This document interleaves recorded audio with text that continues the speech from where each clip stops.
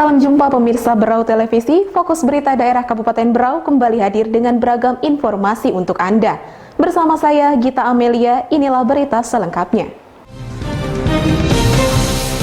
Untuk meminimalisir merebaknya kasus COVID-19 di Indonesia, Menteri Dalam Negeri Republik Indonesia Tito Karnavian mengundang semua pihak terkait untuk mengikuti rakor dalam rangka meningkatkan efektivitas pencegahan dan pengendalian COVID-19.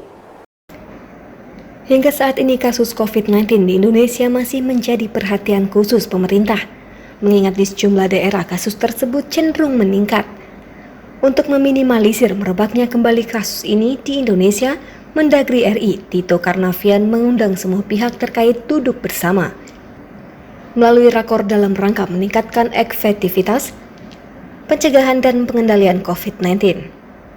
Rakor dihadiri sejumlah menteri, diantaranya Menteri Koordinator Bidang Politik Hukum dan Keamanan Mahfud MD, Menteri Keuangan Sri Mulyani, Ketua KPK Firly Bahuri, Jaksa Agung Sanitiar Bahudin, Ketua KPU Arief Budiman, Kepala Badan Reserse Kriminal Polri Komjen Litio Sigit Prabowo, Satgas Penanganan COVID-19, BPKP, LKPP, TPPKK, Gubernur dan Wali Kota, Bupati se-Indonesia melalui video conference.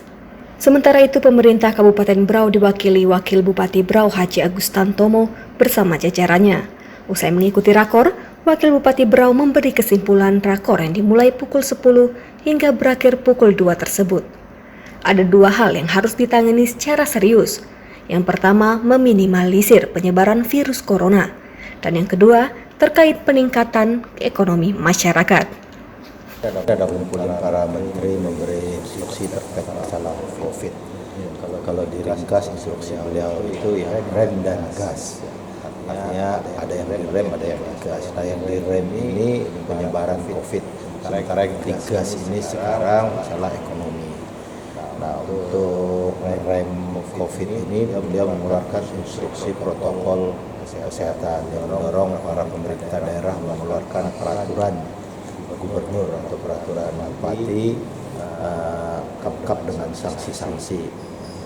Nah, terkait dengan gas ini ada aturan-aturan baru yang dikeluarkan, ada kelonggaran dalam hal pengadaan barang dan jasa, tapi tetap mengikuti aturan hukum.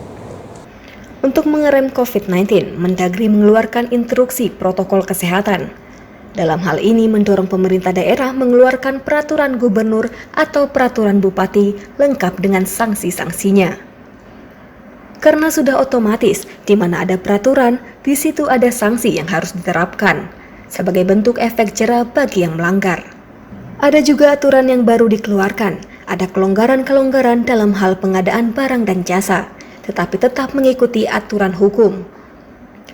Selain itu ada juga tambahan terkait pilkada yang disampaikan oleh pihak KPU di saat pandemi COVID-19 seperti sekarang ini. Ada aturan-aturan baru yang berbeda dengan pilkada sebelumnya. Contoh adalah larangan pertemuan akbar. Pertemuan muka dibatasi hanya 50 orang dan itu pun harus mengikuti protokol kesehatan. Begitu pula pendaftaran di KPU dilarang melakukan konvoi mengerahkan massa. Jadi harus patuhi semua aturan-aturan itu karena dengan cara itulah dapat meminimalisir penyebaran COVID-19 di Indonesia. Tim Liputan Berau TV melaporkan. Rapat pemantapan kunjungan kerja Edi Prabowo kembali digelar Kementerian Kelautan dan Perikanan bersama jajaran pemerintah Kabupaten Berau melalui virtual online. Rapat pemantapan kunjungan kerja Edi Prabowo kembali digelar Kementerian Kelautan dan Perikanan bersama dengan jajaran pemerintah Kabupaten Berau melalui virtual online. Pembahasan kunjungan kerja Menteri Kelautan dan Perikanan ini telah memasuki session ketiga dalam pelaksanaannya. Finalisasi pembahasan kunjungan kerja Edi Prabowo akan digelar pada Jumat sebagai puncak pertemuan dengan seluruh OPD terkait. Hal ini disampaikan oleh Asisten 2 Dr. Andes Haji Mansyah Kelana setelah usai mengikuti meeting Zoom pada Rabu di ruang Diskominfo Berau. Di tempat yang sama, Kepala Dinas Perikanan Berau Tentram Rahayu menjelaskan, kunjungan kerja yang semula dijadwalkan pada tanggal 3-4 September dimajukan menjadi 1-3 September 2020. Lanjut, ia menuturkan bahwa rute perjalanan kunjungan kerja mulai berangkat dari Ambon, Makassar, Balikpapan, dan lanjut ke Maratua. Jajaran pemerintah daerah akan menjemput langsung di Bandara Maratua. Kesiapan di sana juga telah kami lakukan, ucapnya.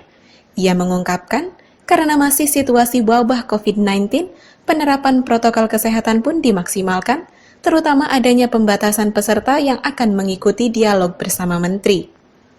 Ia juga menyampaikan kunjungan kerja ini merupakan misi awal yang digagas untuk peningkatan ekonomi wilayah pulau terluar serta menjaga kelestarian lingkungan. Dan ini tertuang sesuai dengan Peraturan Menteri Kelautan dan Perikanan Nomor 4 Tahun 2019, di mana Kabupaten Berau memiliki Pulau Sambit dan Pulau Maratua, merupakan kawasan strategis nasional tertentu atau KSNT. Selain sebagai pulau terluar yang menjaga kedaulatan negara, juga untuk meningkatkan investasi ekonomi dan kelestarian lingkungan. Harapannya, kegiatan yang dilakukan dapat meningkatkan daya tarik bagi investor, karena potensi wilayah perairan di Berau sudah cukup terkenal. Kedatangan beliau kita harapkan bisa merumuskan kebijakan terbaik untuk pengembangan pariwisata, dukungan di sektor perikanan serta para nelayan di daerahnya, serta para nelayan di daerah. Tim Liputan Berau TV melaporkan. Pemirsa, berita tadi sekaligus menjadi akhir perjumpaan kita pada Fokus Berita Daerah Kabupaten Berau kali ini. Atas seluruh nama kerabat kerja yang bertugas, saya Gita Amelia pamit undur diri dan salam Berau Televisi.